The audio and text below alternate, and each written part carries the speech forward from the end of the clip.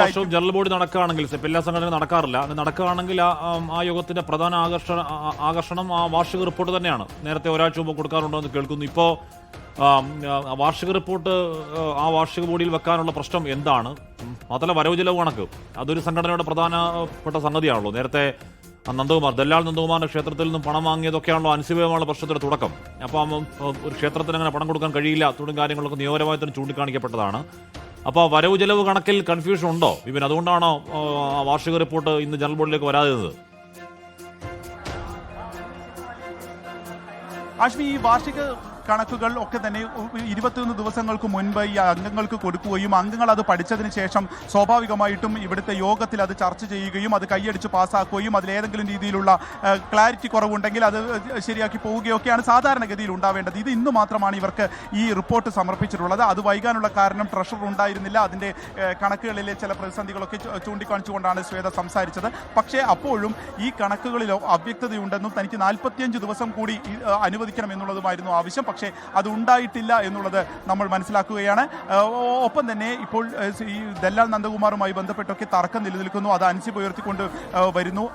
ആ ഉയർത്തിക്കൊണ്ട് വന്നത് തന്നെ പലപ്പോഴും അത് വർഗീയമായിട്ടുള്ള പരാമർശങ്ങളിലേക്കൊക്കെ പോകുന്ന ഒരു സാഹചര്യത്തിൽ ഈ കണക്ക് അവതരിപ്പിക്കുന്നതിൽ ഇപ്രാവശ്യം വളരെ പ്രാധാന്യമുണ്ട്. എവിടെ നിന്നെല്ലാം ഏതൊക്കെ പരിപാടികൾക്ക് വേണ്ടി ഈ കണക്കുകൾ അവതരിപ്പിച്ചു, നടത്തേണ്ട പല ഷോകളും നടന്നിട്ടില്ല, അതെന്തുകൊണ്ടാണ്?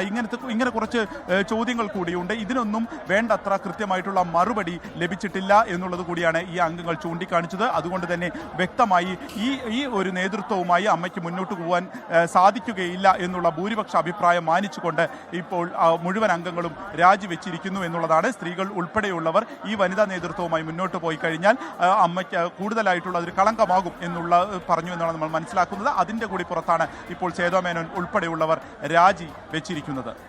ഇക്കാലത്ത് അങ്ങനെ പരസ്യമായ രാഷ്ട്രീയത്തിൽ പോലും ആൾക്കാർ പറയാത്ത കാര്യങ്ങൾ അംഗങ്ങൾ അങ്ങോട്ടും ഇങ്ങോട്ടും പറഞ്ഞ് നമ്മൾ കണ്ടു. വർഗീയവാദി എന്ന് വിളിക്കുന്നതും ഏതോ വർഗീയ സംഘടനയുടെ പിന്തുണ എന്ന് പറയുന്നതും അതിൽ തെളിവെന്താന്ന് ചോദിക്കുമ്പോൾ എൻ്റെ ധാരണ അതാണ് എന്ന് വാർത്താ സമ്മേളനത്തിൽ പറയുന്ന ആൾക്കാരൊക്കെ നമ്മൾ കണ്ടതാണ്. അപ്പോൾ അങ്ങോട്ടും ഇങ്ങോട്ടും അത്തരത്തിൽ അങ്ങ് നിലവാരം കെട്ട രീതിയിൽ ആ വാക്പോര് പോകുന്നതൊക്കെ നമ്മൾ കണ്ടു. അപ്പോൾ അതിനൊന്നും നിയന്ത്രിക്കാൻ ഭരണസമിതി കഴിഞ്ഞില്ല എന്നുള്ളത് കുറ്റമാണ്. ആ കുറ്റത്തിൻ്റെ പാപഭാരമേറ്റെടുത്ത് ആ ചരിത്രം പടിയിറങ്ങി പോകുന്നു വിപിൻ.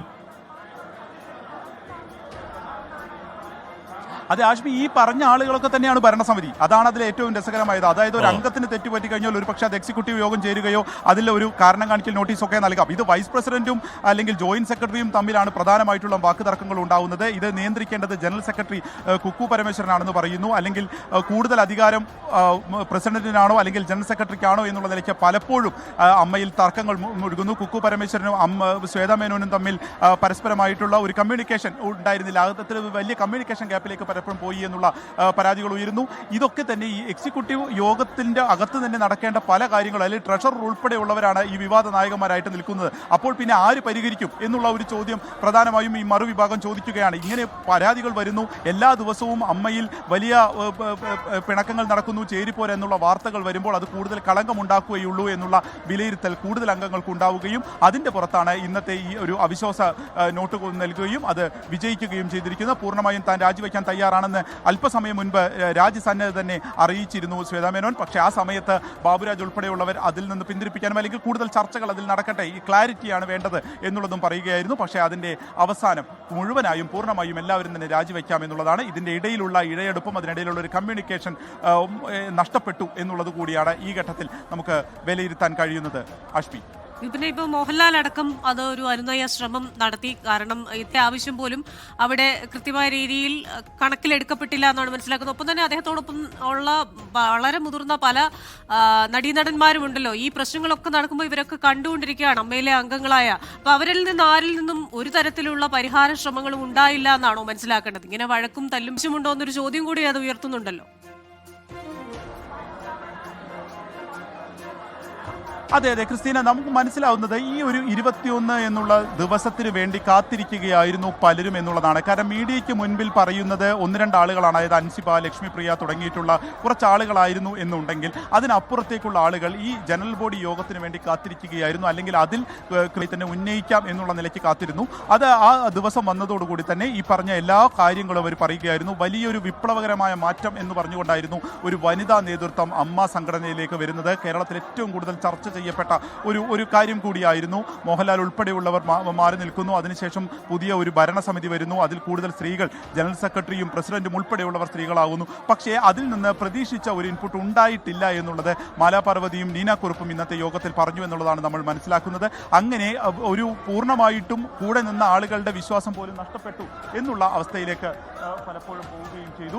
ഇതിൻ്റെ കൂടി പുറത്താണ് ഈ ഒരു പ്രശ്നങ്ങൾ ഉണ്ടാവുന്നത്. മറ്റൊന്നുള്ളത്, ഈ പറഞ്ഞതുപോലെ തന്നെ ഏറ്റവും ആദ്യം പ്രശ്നങ്ങൾ ഉണ്ടാവുന്നത് ഈ എക്സിക്യൂട്ടീവ് കമ്മിറ്റിയിലാണ്. ആ യോഗങ്ങളൊക്കെ തന്നെ പരസ്പരം ചെളിവാരി എറിയുന്ന നിലയിലേക്കാണ് അവസാനിച്ചിരുന്നത്. അപ്പോൾ 21-ാം തീയതിത്തെ ജനറൽ ബോഡി യോഗത്തിൽ അത് സംസാരിച്ചപ്പോൾ വളരെ വൈകാരികമായിട്ടായിരുന്നു അദ്ദേഹം പറഞ്ഞത്. അമ്മ എന്നുള്ള സംഘടനയെ തകർക്കാൻ കഴിയില്ല, അല്ലെങ്കിൽ തകർക്കാൻ അനുവദിക്കരുത് എന്നൊക്കെ പറഞ്ഞതിന് ഒപ്പം തന്നെ ഈ രീതിക്ക് കൂടി ക്രിസ്റ്റീന, അപ്പോൾ അമ്മയെ തകർക്കരുത് എന്ന് പറയുന്നതിനോടൊപ്പം തന്നെ എല്ലാം ജനറൽ ബോഡി തീരുമാനിച്ചു.